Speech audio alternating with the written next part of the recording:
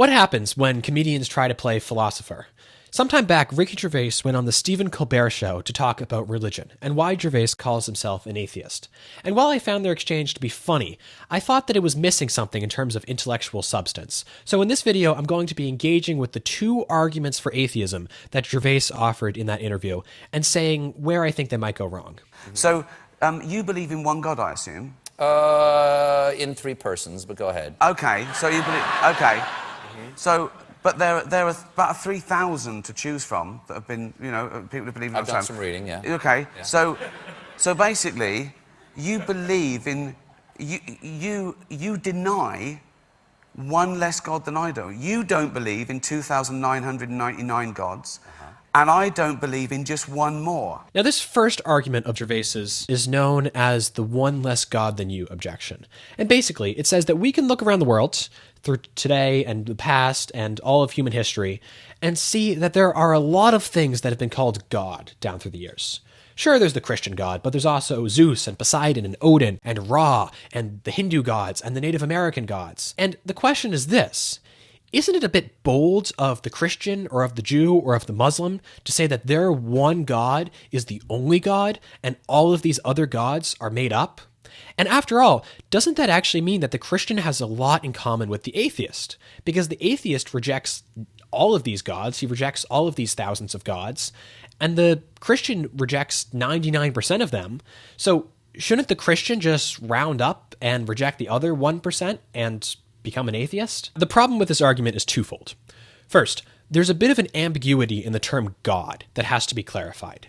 Because yes, even though we use the same word God to describe what Christians worship and what these other religions throughout history have worshipped, that's really kind of unnecessarily confusing, because what Christians call God is fundamentally different from what these pagan polytheistic religions call God or gods. Because fundamentally, at its heart, the Christian God can be defined as infinite being itself. It is that in which its essence and existence coincides. It is that in which nothing greater can be thought, which is all just fancy metaphysical, philosophical ways of saying that for the Christian or the Jew or the Muslim, God is a being who is outside of space and time and creates space and time, and therefore is infinite and all good and all knowing and not bound by space and time. So he's a different kind of thing than a Thor or a Poseidon or a Ra, because Thor is not infinite being. Thor is very much finite. He exists in a specific space and time and has specific powers but doesn't have other powers. God isn't like that. He is infinite and outside of the spatial temporal realm and creates and sustains everything that is. If Zeus existed, Zeus would just be a creature of God. They're just fundamentally different kinds of things. In fact, I would say the Christian God is so fundamentally different from a Zeus or a Poseidon that a Zeus or a Poseidon is actually way more similar to us, fellow finite beings, than they are to the Christian God. So that's the first thing that needs to be kept in mind. That's the first place where the one less God than you argument gets off on the wrong foot. But the second thing we need to keep in mind is it's just not the case that whenever we have a situation where we reject 99% of something in a category, we should just reject the other 1% to round up. We can see this with a couple analogies.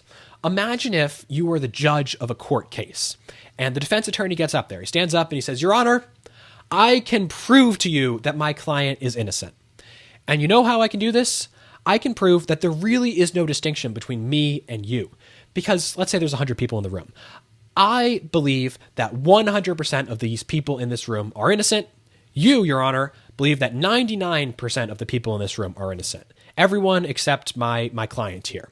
So why don't you just round up and say that 100% of the people in this room are innocent? After all, I only believe in one more innocent person than you." Or imagine if you had a man who was an anarchist. He didn't believe in any kind of government. He thought all government was invalid. And he met a Democrat, a diehard democratic person who believed that the only good kind of government is democracy. And this anarchist comes up to the Democrat and he says, "Excuse me, Mr. Democrat, I noticed that you don't believe in democracy or oligarchy or dictatorships. And I was wondering what the difference is between me or you. After all, it seems like you reject 99% of governments and you only accept 1% of government. So it seems like you only believe in one more kind of government than me. I only reject one less government than you. So why don't you just come on my side and reject that final 1% of governments? Surely that proponent of democracy would respond that he thinks that there are arguments in favor of democracy that don't exist when it comes to democracy or oligarchy or dictatorship. He would say that democracy is just a better kind of government that better accounts for human nature and better works with it. In the same way, the judge in the court case might say that there's evidence for that man under trial being guilty that doesn't exist for the other 99 people in the room. In the same way, I, as a theist, would say that there's evidence for the existence of God, capital G, that doesn't exist in the cases of these other things that have been called God. So it's just false to say that because we reject 99% of gods, we should reject this final 1% of a thing which is called God. If we take something like any fiction, and any holy book, and any other fiction, and destroyed it, okay, in 1,000 years' time, that wouldn't come back just as it was. Whereas if we took every science book, right, and every fact, and destroyed them all, in 1,000 years, they'd all be back, because all the same tests would be the same result. That's good. That's really good. Unfortunately, Stephen Colbert, that is not a very good argument. It is witty, and I give Ricky Gervais credit for that. But from the theistic perspective, it's just not the case that if every quote-unquote holy book, or let's say every book in the world was destroyed, we would never know that God exists again, or that they wouldn't come back in the same form. Because the theist's whole point is that the existence of God can be known by reason alone. We don't need revelation to say that God exists. It helps, but we don't need it because we can give arguments for the existence of God that show that God exists.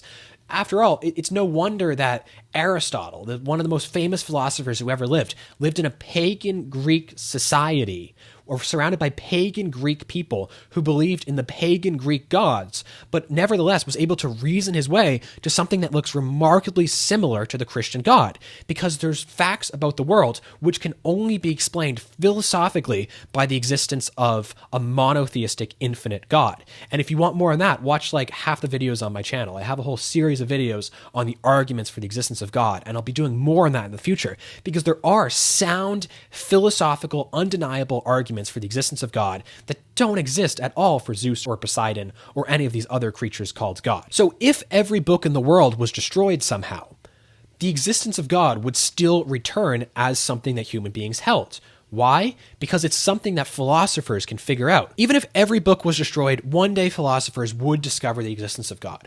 It might still be debated then as it is now, because that's how philosophy works, but the fact is that you need the existence of God to explain undeniable facts about human nature and the world and everything else we see around us. But this does seem to leave us with a bit of a different question still.